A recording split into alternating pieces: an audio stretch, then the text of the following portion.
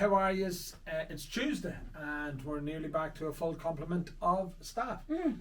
Niall is away on holidays. Yes. I did forget about that little bit as well. Niall is away to Australia, God knows. So we've having to scramble to get everything else done ourselves. It does feel a bit weird not having them about. It does.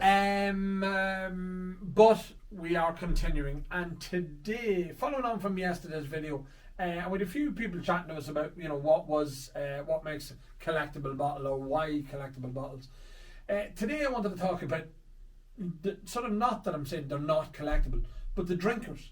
There's so many good drinkers out there, and every month they're in our auction, and the prices don't be, mad prices. They can be really affordable, good drinking whiskies that you want to sit down and you want to enjoy.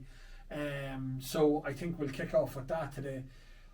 We'll kick off with the big boys. I mean, Jameson. Look, Jameson's the market leader, I suppose. It's not until you see the numbers that they do in America, you realise how big of a machine it is. You can see why IDL is trying to bring the other brands in on the back of it. And look, we should all be grateful for the monster that is Jameson in a way, because it sort of is the battering ram that goes into these markets. IDL, has the budget to back it up, to market it, to promote it, and then hopefully, the other brands go in there behind it and sort of get more sales on it. But even Jameson don't sort of rest on their laurels. I mean, the traditional triple distilled Jameson is what everybody knows, and it's a blended whiskey. But what they've done now is, and it's great because again in the weekend newspaper there was an article about their flavoured whiskies that they're going with now. So the Jameson Orange, you like that? I love the Jameson You think Orange. that's great, Yeah. and it's great in a highball. It's great as a tall glass. It really allows itself now to. Oh, it's a hot one. Or the hot one, yeah, it is. Yeah, hot JJ. A hot JJ. Sounds like an infection somewhere. That's more than anything else. Well, my customers liked it. Yeah, I'm sure they did, Kitty. So the Jameson Black Barrel Proof is one of them. Is one of the good quality, real great drinking whiskey that I think, and it's not an extortionate price. Lovely presentation. The matte black bottle I think is a real cracking one. Triple. When it came out in travel retail and everybody was sort of not dismissing it, but again, I think it's a cracking whiskey. It's lovely. It's a lovely whiskey for what it is, and again for its price point. Beside that is the new boy, is the Jameson single pot still. I've heard Barry Chandler talk about this. I've heard other people talk about this, of how clever it is for Jameson to put the single pot still on the front of the Jameson brand to help cross promote the red breasts and all the other things that go along with it. So I think there's none of them to be sneezed at as a drinking whiskey, as a sitting of an evening. That's a nice sipper, the 5 oak one. We like that. We're doing well in the bar with that as well. We've converted an awful lot of guys who said, "Oh, wouldn't I just like me Jamie or me Powers or me Paddy," and they like that as well. Oh, they do like the single pot still now. Here's one that came in, and Robert just pointed it out to me, and I think it's a new one. I haven't even seen it yet, and it's hickory casks. So it's a bourbon and sherry casks. But again, the Method of Madness, they've had some great ones. The French chestnut, I think, was a lovely drinker. They have had the Hungarian oak. They've had some real great drinking whiskies The acacia.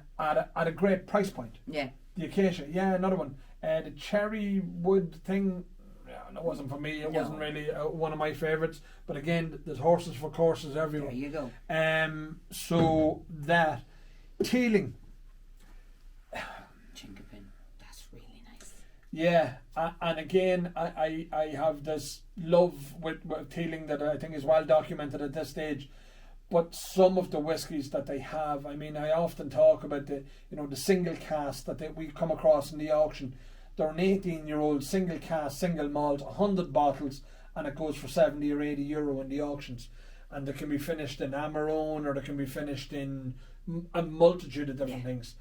I think that Teeling are a real cracking drinking whiskey. The legacy stuff that they the age statement stuff that they have, I think some of that's fantastic. And again, that's the Cooley Bushmills influence on that. Knappogue Castle. We had last month, we had the big push from Knappogue Castle with the relaunch of some of the bottles of the 1951 and again our charity bottle. But they've had some cracking whiskies. So that's one of them there. Chateau Pichon Baron.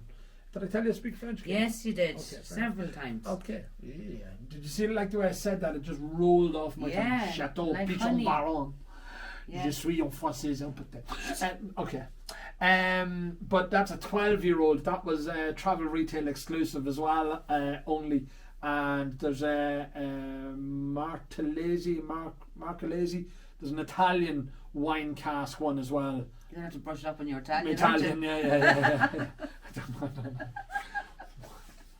It's not in me. I don't think I could ever be described as an Italian. But there are another ones. Barry Crockett. Barry Crockett. I mean, some people are, and again, people come to us sometimes with them as a collectible bottle. They're not really, because they're not a core range, but they're a release from Midland. They've updated it with the new packaging and all that. That's the old one. But I mean, it's a cracking whiskey. That's I mean, amazing. it is worthy of that man's name on the front of a bottle. It really is a spectacular whiskey. I have sat and drank Barry Crockett against very expensive whiskey, and I will choose a Barry Crockett.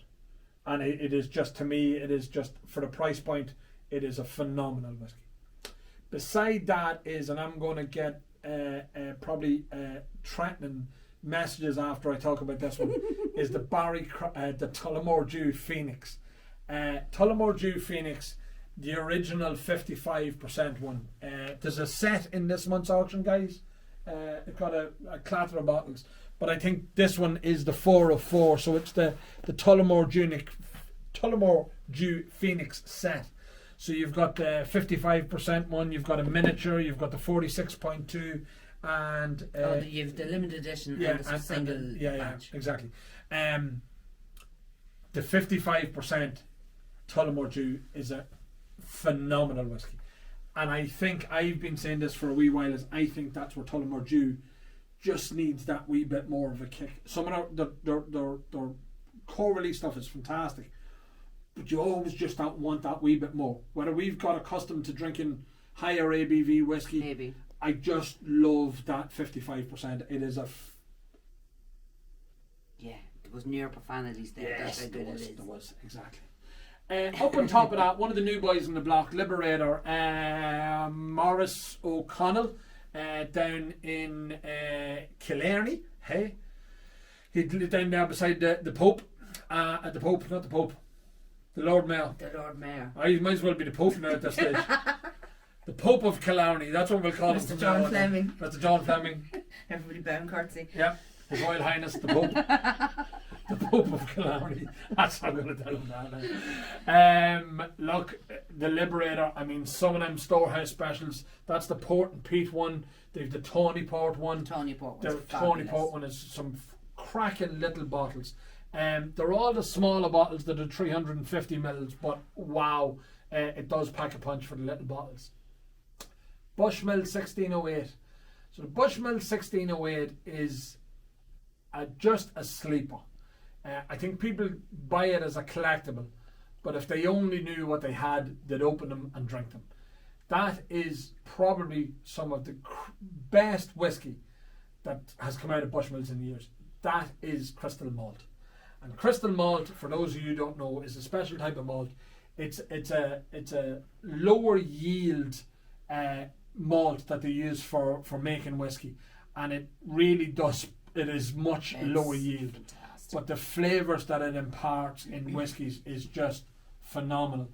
Some of the old Teelings have it. Some of the old Cooley had it.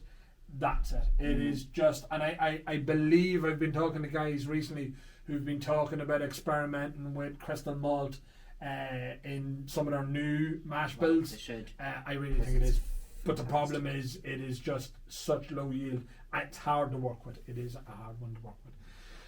Dingle, batch 6. Like it or love it, or like it or love the truth. Some of the early Dingles weren't great drinking whiskies. They were just young whiskies that just needed time in a barrel. They just needed time in a barrel. No different than the early Teelings. but batch 6 is the start of it coming right. 4, 5 were okay, but Well, 5 was nice. 6 really, and I think it was the podcast that really tipped it in my favour. Again, they can be still picked up in shops. They can be bought in the auction in and around retail price. It is a cracking whiskey. And don't forget their core range as well. Oh, the core range is brilliant. I think the core range is a phenomenal release, and it was a great thing for them to do because it came at a price point. What is the core range? €55 or something like that. Something that people 50, can afford. 55. It's still. I would love to see the price point on some of these things coming down, and I think they will. Now, unfortunately, we've all this other stuff going on in the world with barley prices and energy prices and everything else is going to probably push up in the short term. It's going to push up costs for the distilleries. Not probably, is pushing up the costs, but hopefully then the prices will start to come down as they get more volume. Volume is the key to price lowering it down. Yeah. If you're making 300 bottles, you know you're only, that's your cost point and that. Whereas if you're making 30,000 bottles, it's just cheaper because you're buying in volume. For Cullen, this is a single grain whiskey, and again probably one of these ones that don't get half enough love is the single grain style, but that is their limited edition for the estate series. Number 2 is the Amarone as well. They're a lovely drinking whiskey. I think they can be still found in some places at retail as well. But if not, on the site here we do have them occasionally. I think the grain was really a testimony to the skill set of Noel Sweeney when he was there with them. Of that's what he knew from Cooley days of the green ores, the grain whiskey that they produced. That was brilliant Grain stuff. whiskey is nice. Grain whiskey's probably one of the most underappreciated whiskies out there. I'm always saying it. I'm blue in the face saying it because people dismiss it, or it got a bad name because it only goes into blends, and again people sort of think of blends as being lesser in some way, shape or form. They're not. And grain being the same, that they think of it as lesser, but it's not. Finally, we have 2 from the same house. We have the Writer's Tears Inniskillen Ice Wine, and we have the Irishman. The same house being Mr. Bernard and Rosemary Walsh. They have, they've created a fantastic brand, and they've created and curated some fantastic whiskies. Unfortunately, they're not. They don't have their own distillery. I would have loved to seen them, in control of the Royal Oak and seeing where they could have taken it, because they were so good at making sure the stuff was going out, that I think it would have been nice to see what they could have done with the distillery at their disposal. Unfortunately, it didn't work out, but they're still putting out some fantastic whiskey. That Inniskillen Ice Wine is a whopper. Haven't tasted it. That is the same as the Polaris. It's not the same, but it's the Polaris is the ice wine from Two Stacks Lads.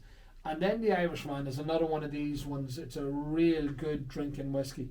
The 17-year-old is a great whiskey. I mean, at its price point, starting to creep up now as people are looking to add it to their collections and that. But it's a nice one. I think that's it, Kate. Today, as I say, this was going to be a bit different this week. We were trying to sort of vary. Instead of one brand, we were going to talk about topics more than a brand. And I thought, look, I think yesterday we were talking about the collections. Today we're going to talk about drinking. Tomorrow we're going to talk about headache cures and hangover cures. No? Is that not it? No, is that not what it is? Well, you don't get a hangover if you just stick to the one liquid. We've said that for ages, and people are starting now to agree with us that if you stick to drinking whiskey only, you feel much better in the morning. Rosie, she's said that a couple of times now. She's been out with us, and Like, you don't feel top of the world, but you're not dying. Like, no. Well, I mixed. yeah, that that's night. actually that's true. You were drinking, whereas I drink my whiskey and whiskey only because I'm a simple man, simple drink. That's it. Simple being the operative word. That's it. We're done for today, and we'll be back tomorrow, Wednesday. We shall talk to you then. Good luck. Bye.